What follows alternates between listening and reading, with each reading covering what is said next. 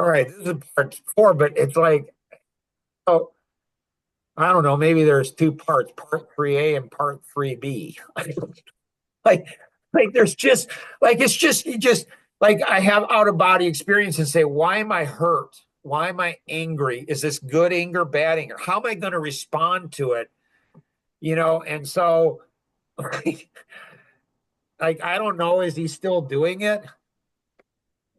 So we find out about this stuff and we say, okay, I want to know three things. I want to know when it started. I want to know the degree. And so it doesn't seem like her dad raped her. And the counselor was weird. I'm like, okay. So it seems like it had a huge significant impact. So it seemed like it was very severe. And she said, a girl can be touched one time. Some girls, so girls, every girl is different, every woman's different. So a girl can be touched one time inappropriately and it can totally alter everything. I mean, it's just when you've been through what I've been through, I can say it's just fascinating. Like a guy that was over in China, he lived over in China. He said he had a girlfriend and she was raped. And she went ahead and she was fine. Now, I'd never met her or talked to her. She was fine. She just said, hey, it wasn't anything I could do. And I'm not saying she's fine. I'm not saying she's not. So I've done a lot of volunteer and fundraising and a bunch of stuff for stopping child trafficking. And these little girls, like there's literally 6-year-old girls, they're being raped 30 times a day. So, like, like if you're a man, like you got to do something about this. Like, there's women, but men are the ones that are by and large doing it. Men stand up. Well, I didn't do it. I shouldn't do anything about it. Are you kidding? Like, do you have no compassion at all? Like, think of being a 6-year-old girl and being raped, or a 3-year-old girl and being raped. I mean, think about that. Like, visualize that in your mind and what that does to a little girl. I mean, I was talking to another Amish couple, and they had a daughter. They had, I think, 5 daughters, cute as peach, and she was probably, I don't know, 9 or 10. And when she was 8 years old, her older cousin exposed himself once to her, and she woke up in fear and trembling and crying and nightmares and all kinds of stuff and supposedly, when you get exposed to this stuff, you're just like, you realize how pervasive it is and how, so supposedly she was exposed once he exposed himself once to her, didn't touch her, didn't rape her, didn't molest her, just exposed himself once. And an 8-year-old girl just absolutely. And so, you know, so like if Dwayne Erler, he's a nice guy, good Christian, super nice, everything. But there's a dark side to him. And did he do it to others? Most likely he did. I talked to an FBI agent and he says, yeah, most likely he did. And I feel, I don't know, guilty or responsible that I didn't figure it out. Like when I'm 18 or 19, how can you not figure this out, Mark? How can you not go ahead and figure out, why didn't you see it? Like after the fact, you go back and you say, now I see it. Now it's all clear. And so potentially there's other girls out there, potentially her youngest sister, who were molested or more, from Dwayne Erler. And it's weird because I'll take more ownership than he will. Like, what's wrong with him? And Rosalie, it's like, what's wrong with you? What are you thinking? And why would you go ahead and come back to our children and the siblings after the fact? Like, and lie, straight up lie. So after 37 years of marriage, we, found out, and then we waited 2, 3 years, and then we went to the Morris Police Department. And that was a whole experience. You can't even imagine. It's like, I can't, no wonder women don't report it. Like they get abused once and then they get abused again. And this guy, it's a small town.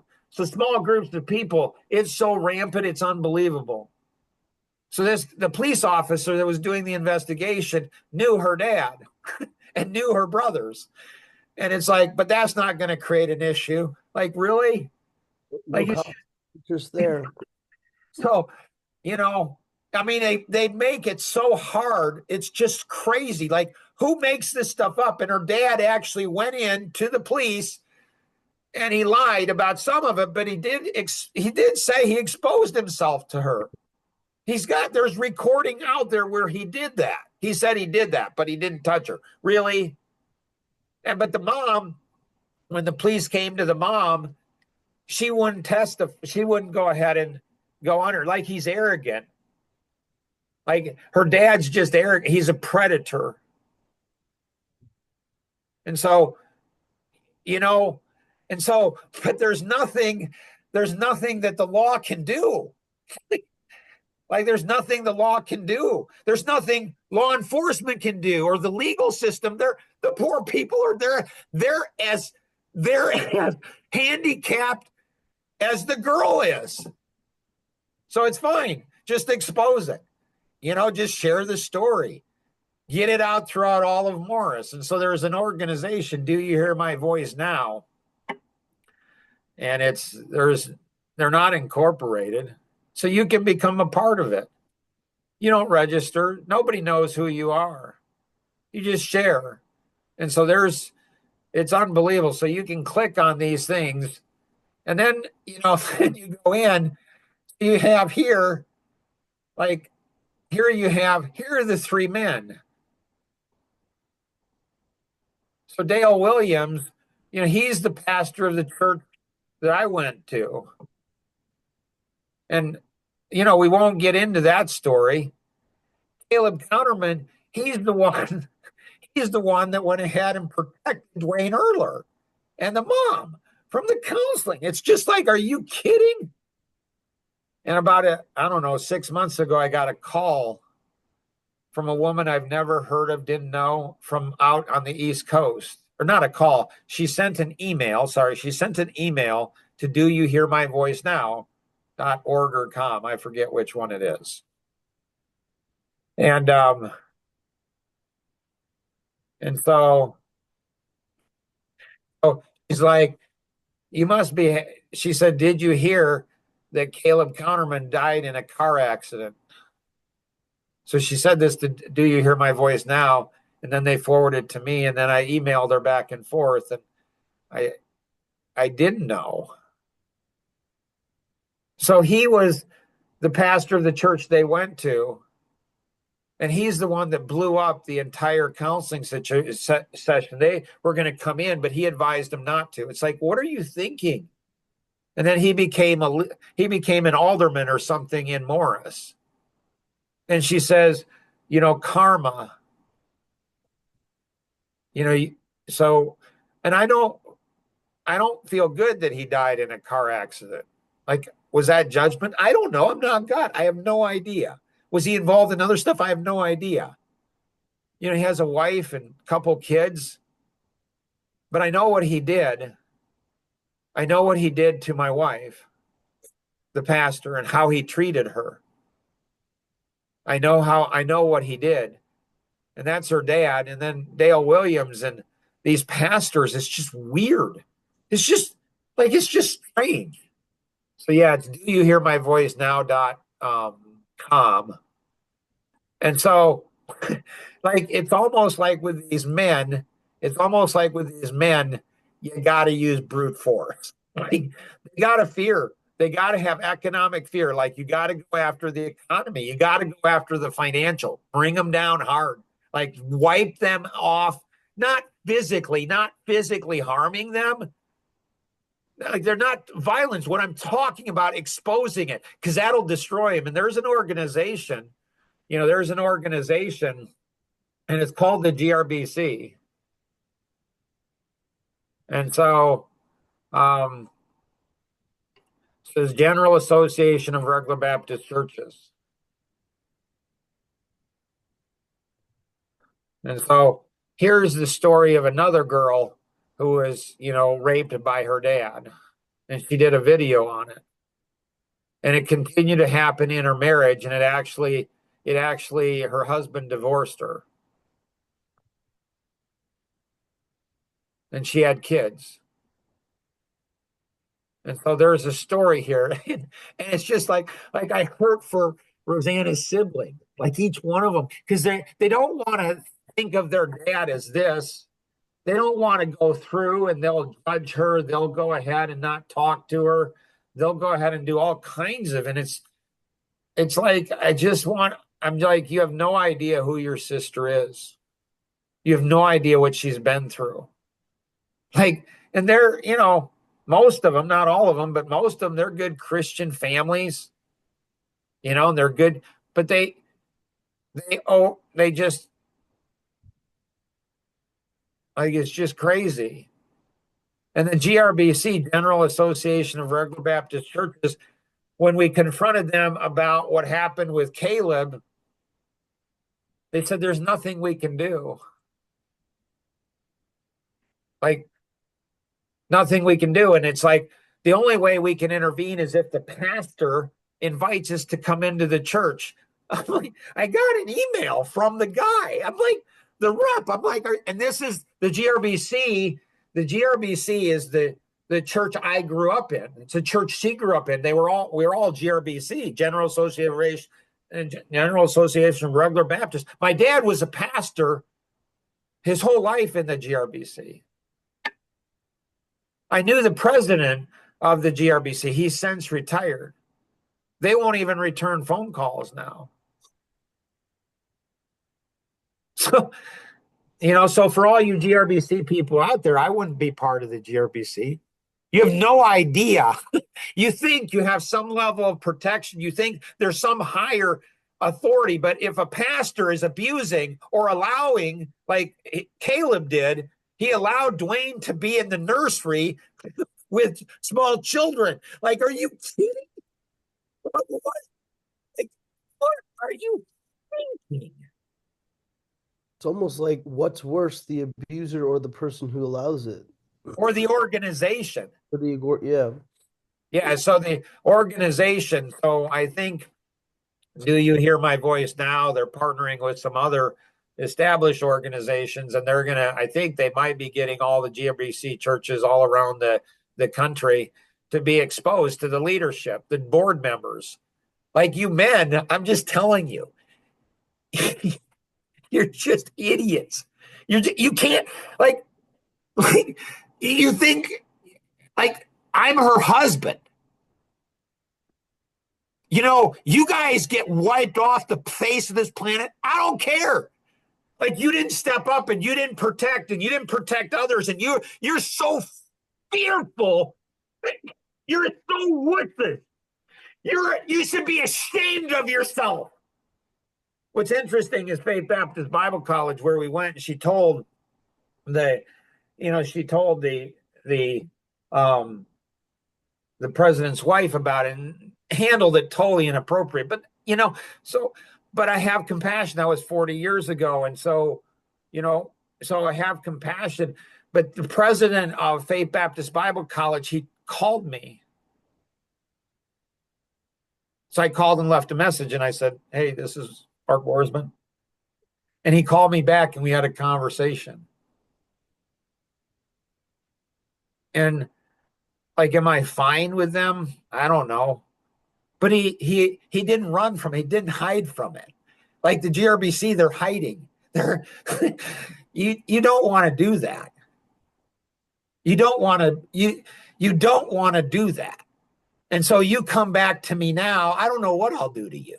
I mean, I'll tell your story. all over the world. Like you will be exposed. It's not a matter of if, and you're a little tiny organization, anyways, and you're losing membership. You think this might be why? Because you're fearful. You pastors are fearful, and pastors who know the GRBC, you're fearful too. Like pastors don't hold themselves accountable, just like government officials don't, unless you're the opposite party, and legal system doesn't, and police don't. Everybody covers up for the people around them.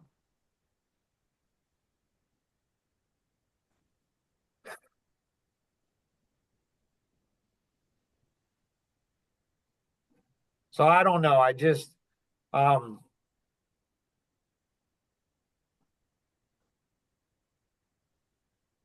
like it's just I don't understand, but I get it. Like Norman's the man. He's raised Amish. What is he supposed to do? Like what is he supposed to do? I don't know. I'm pretty clear on what I'm supposed to do. Probably not nothing. Probably not nothing, right? It's a good start. And so,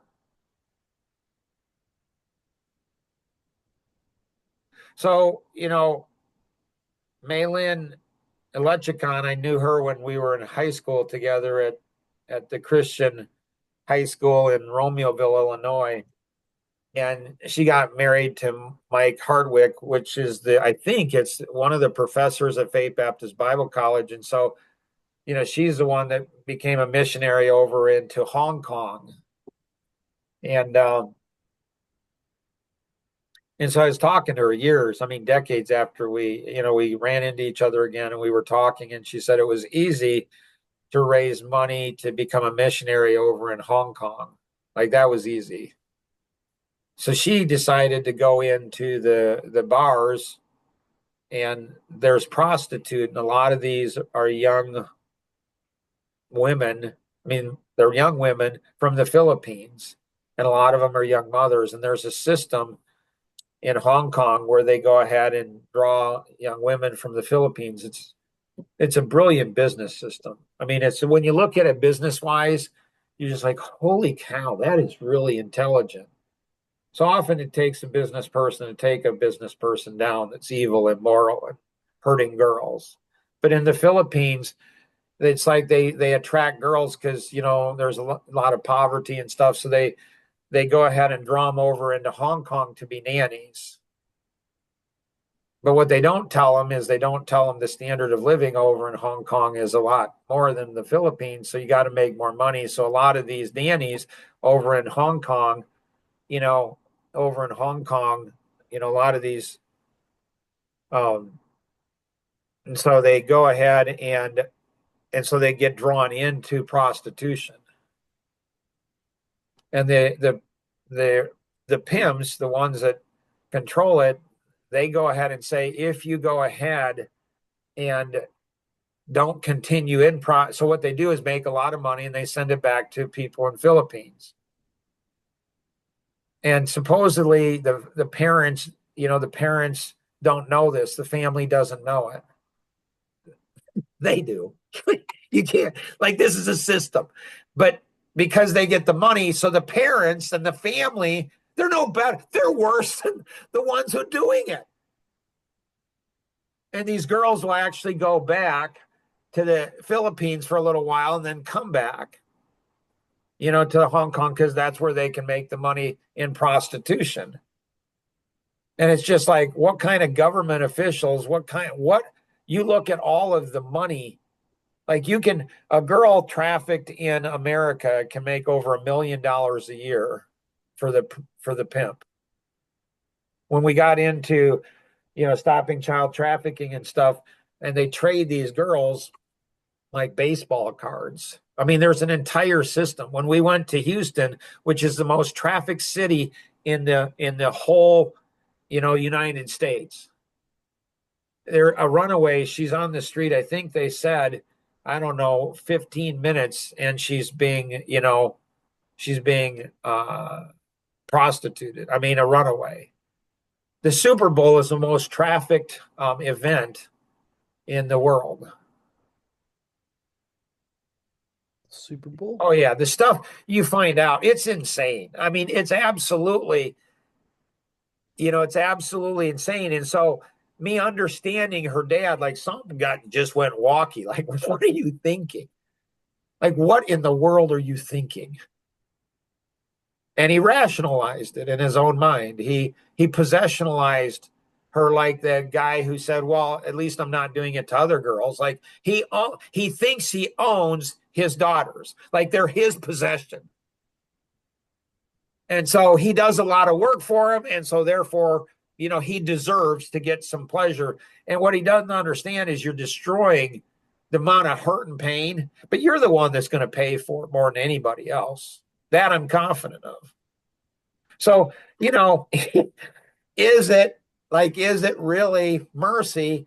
Like, what's bound on earth is bound in heaven. What's loosed on earth is loosed in heaven. So if you go into eternity and you haven't confessed this, repented, you haven't fixed it, you haven't whatever, are you going to be in all of eternity? Are you going to be in all of eternity? Is that going to go ahead? Like, we're not God, but you don't ever hear a pastor preach that from the pulpit. Not one. Like everybody, it's just weird. Like, man, I just want to shake them and say, you know what? What is wrong with you? Like, what are you thinking? Do you have no fear of God? I mean, I was just talking to a very successful ex-Amish guy in business, and he went ahead and said of another group of Amish, he's like, oh, yeah, like it was weird. Like, and he's sitting with the same guy that was talking about to me about how in this community, there's all this stuff that's going on. I mean, there's 3 bishops in a district in this community that 2 of them, I think, are in prison and one another's headed to prison because of sexual abuse in the district. And it's weird because the women are like, well, that's not our district. Really? Like, really?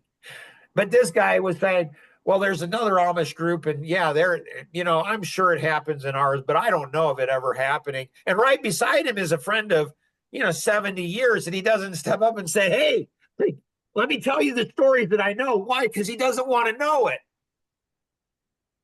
And he says this other Amish community, yeah, down south, it's just accepted, like brothers and dads. I mean, they just do it. It just is what it is. It's just.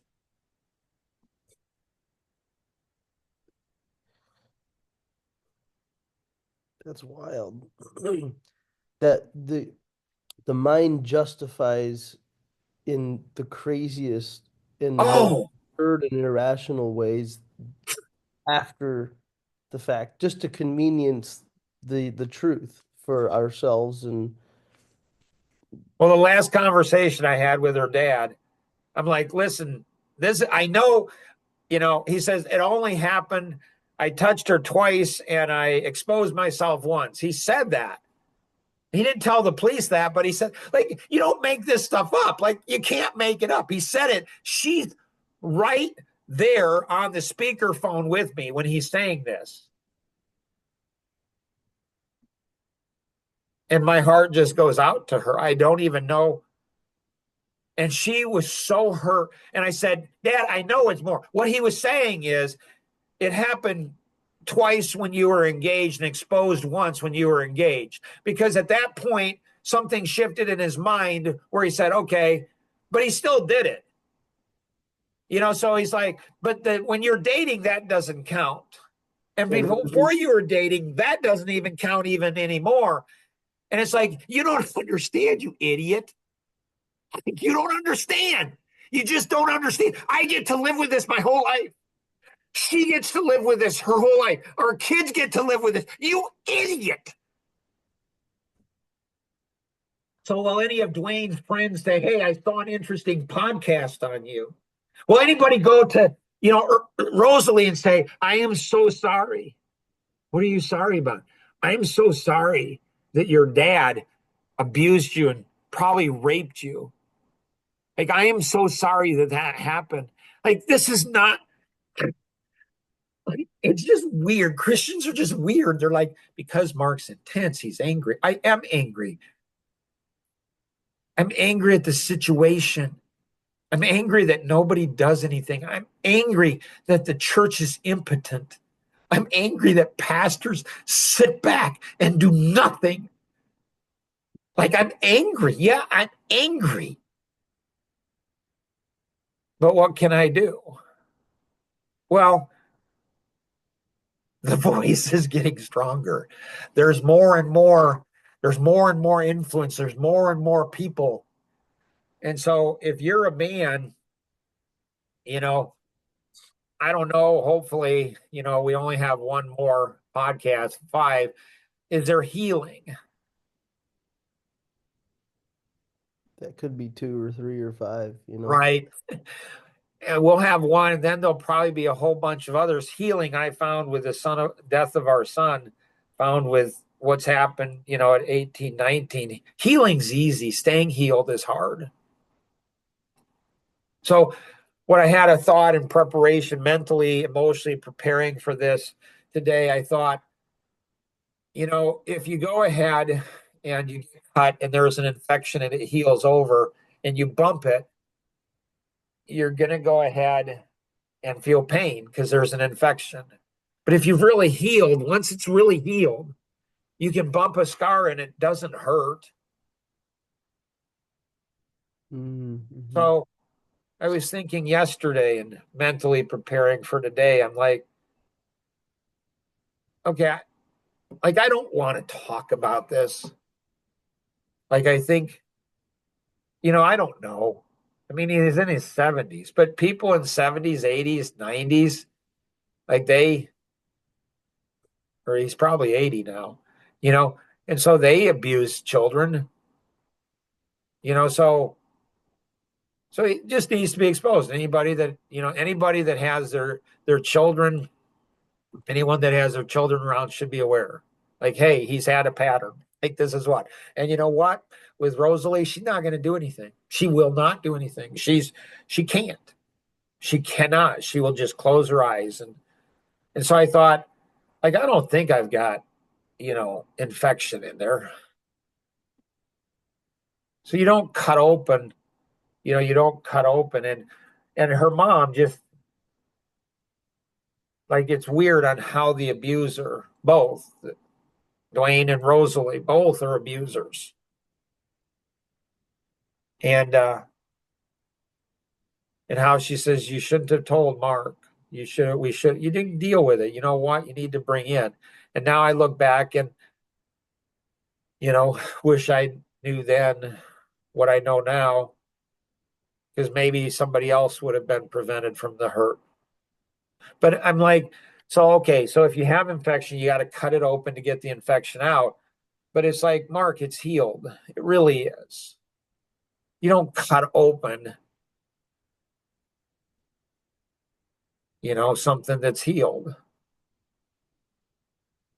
And that's kind of what I feel like. I'm like it Well, sends my wife and I into, I don't know, when I go through all this, she's fine with it. She says, do you want me to be on? I'm like, I think not, probably. I'd recommend listening to it, sweetheart, but like, I don't want her hurt more.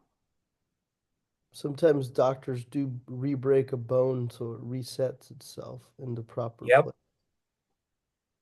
Yep. I'm familiar with that. Marissa, thanks so much for being on. Do you have any thoughts or questions?